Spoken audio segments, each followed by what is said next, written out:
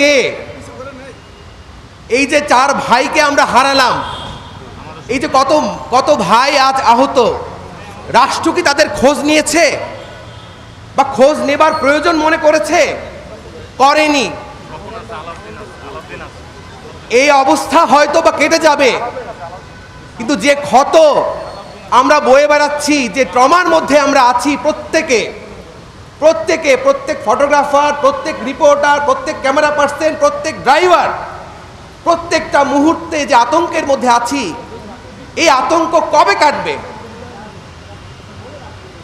সাংবাদিক ইউনিয়ন আছে, সাংবাদিক নেতারা আছে, তারা যে টকশোতে যে গাল গল্প দেয়, আমি নিন্দা